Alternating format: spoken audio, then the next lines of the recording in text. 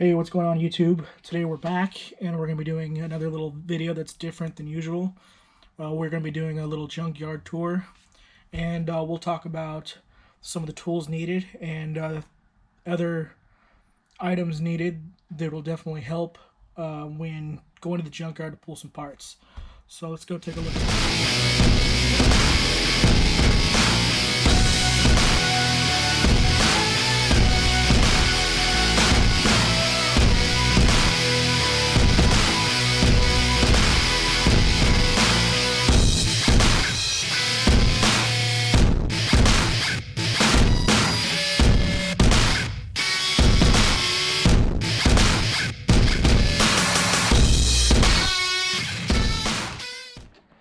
Alright, so here we go. Some of the basic things you'll need is a bag. There's different sizes. This one happens to be a large Craftsman bag, which I think is like 14 or 16 inches. But you could collect those along the way. I mean, when you buy tools, some of them come in bags like this, different sizes. This one's full of sockets. If I have to, I'll take them like that. I don't prefer to, but sometimes you gotta just take what you can. But let's start off with this bag that I do have set up here. One of the first things I'll take is, of course, my Vim Tools VHC 77 kit, and that comes with pretty much all the bit sizes you may need: Torx, Torx Plus, tamper-proof, your flats, triple square, tamper-proof Torx Plus, hexes and metric and SAE, and all your Phillips sizes, extensions, adapters, and a little ratchet, which you'll see in the upcoming video. Another thing you're going to want to take, and what I prefer to take, is just this Expert metric ratchet kit with standard and deep. Couple extensions.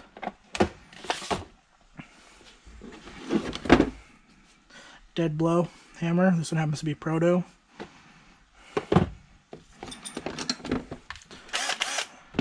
Quarter-inch driver, impact driver. My Makita ratchet, which you could change the anvil on from 3/8 to 1/4 inch. Nice. Always make sure you put it on the lock feature so you don't drain the battery when you're heading out there.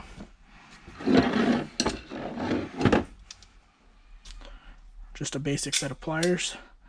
This is a Snap-on 91 ACP.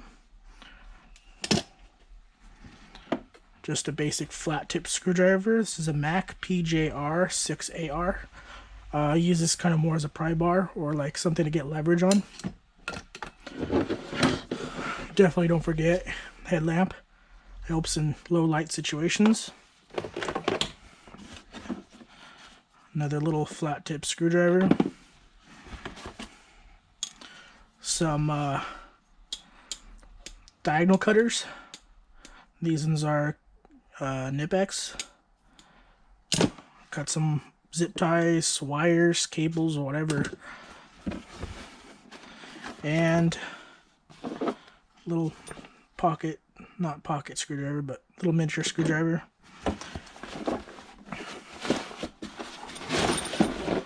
And a metric master impact socket set. Those are just for starters.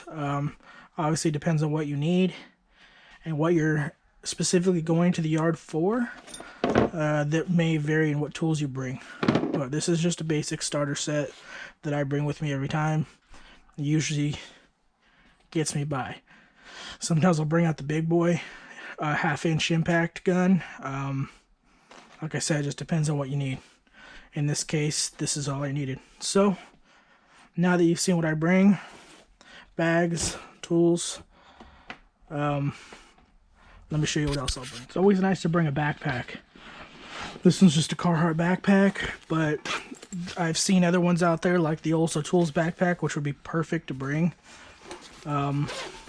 It's obviously empty, but things that you can put in here, your wallet, your car keys, A bottle of water, or a couple bottles of water. It's always good to stay hydrated out there. And a lot of the things you'll hear me repeat in the video, but you know, it doesn't hurt to hear it a couple times so you don't forget things. But yeah, I carry headphones, extra charging cables, battery pack for your phone would be nice. Keep your phone charged, depending on how long you're going to stay out there and how long you're searching for your parts. But backpack's definitely a must. Now, some other things that I didn't mention that definitely will help. One thing being either a wagon with some bulky, like off-road type of tires, or a dolly with the same kind of wheels and some bungee cord, so you could, you know, haul all your bags and tools around. That definitely makes it easier than carrying it, which is kind of out of the question because you'll get tired so quick. And then plus, you know, the backpack helps out if you were to pull some small parts, little odds and ends stuff, you could put them in your backpack to bring up to the counter to pay for it at the end. That's a big plus, having that kind of stuff. Pickup truck, not necessary, but it helps depending on what you're getting. You don't want to be throwing dirty parts in the back of your car. Lately, I've been doing that because my truck's not running right now. But once I get my truck up and running, we'll be taking the truck more often. But there you go, some basics. And let's go to the yard and go from there. I almost forgot the most important thing of them all. Scrubs in a bucket. No running water out there. You don't want to get back in your car all dirty, hands all nasty. So bring scrubs in a bucket or tub towels, whatever you prefer. But these are a must.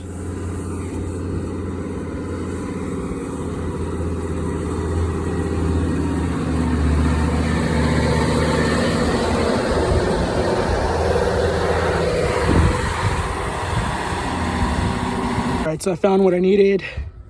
It's 2009, it looks like. So it's probably a 2010 model. Mazda 3. And I need the door lock actuator out of this one. And it's still there. And everything looks pretty good. So I'm going to start pulling it apart. First thing I want to do is I want to pull off this little clip right here. To access that screw in there. And if I remember right, I believe this little handle right here comes off. Yeah. And there's a screw right there. And right there. Let's go ahead and take it off. And we're going to be using the Phillips number 3 to get to those screws in there. And here we go.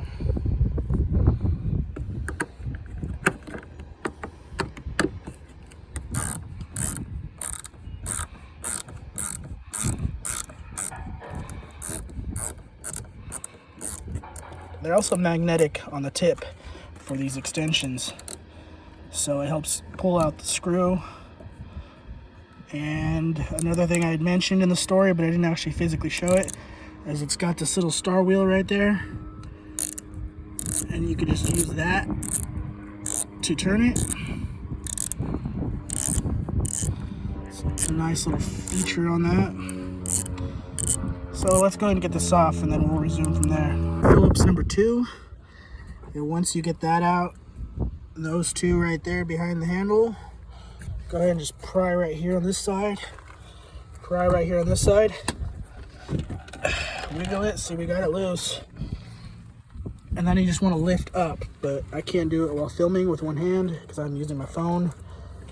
So we'll continue after I pull it off. So another thing I forgot to mention is there's this little triangle piece right here that fits in the corner.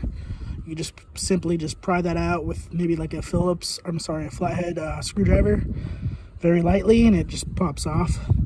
That gives you room to pull up on the door panel to remove it.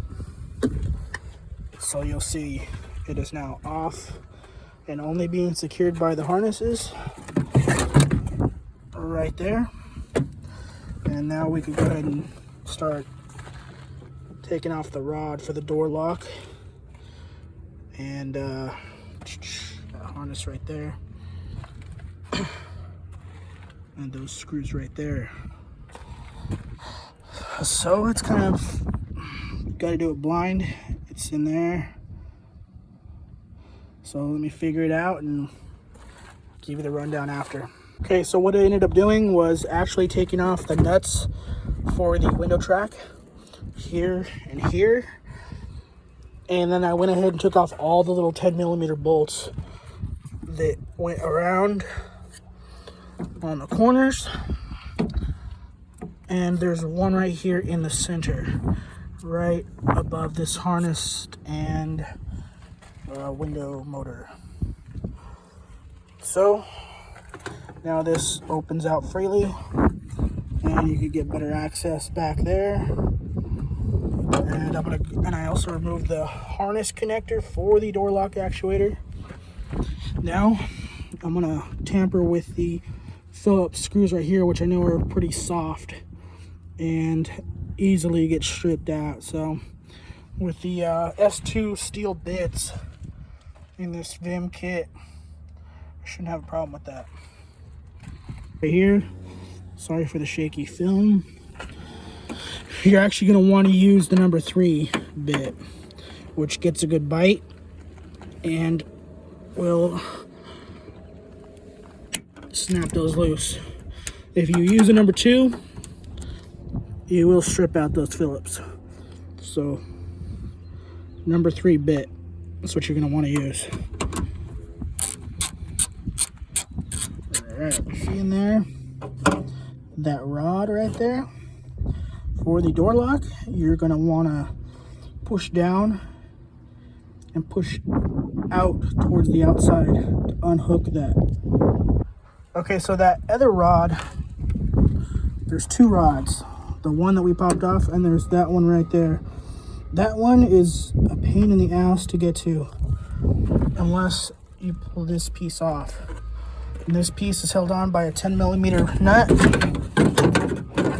right in there on the door lock.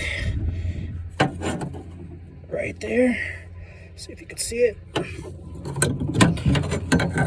But you just pull this piece off, wiggle it out. Shaky hands, and you'll have access to that second rod right there.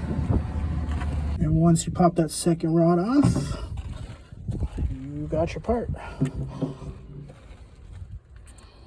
Really sorry for the shaky camera. Filming from my phone because they do not allow cameras in this yard. But another thing I wanted to mention here is those screws that you take out that go on to the door jamb here, which are these flat panhead screws. You're going to want to take those with you. So screw them back in, because like I mentioned earlier, they strip really easy. They're really soft metal, and it's just good to have extras just in case when you're changing it into your actual vehicle, you have some spares.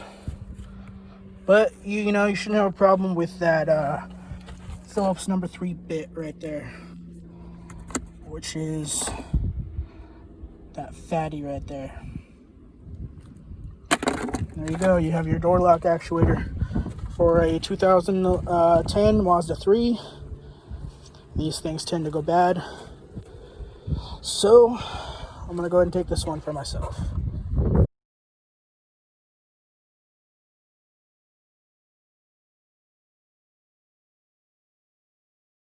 Alright, so here's the parts we got. Got the actuator, latch assembly, cables, handle assembly, and I got a little wire harness for the trunk deck lid with the water resistant plug. And good little come up today. And always bring scrubs in a bucket, because there's no sink and you want to wash your hands but there's no water. That's what these are for. Using the scrubs in a bucket, hands are clean. Can now get in the car freely. Go on my fucking way.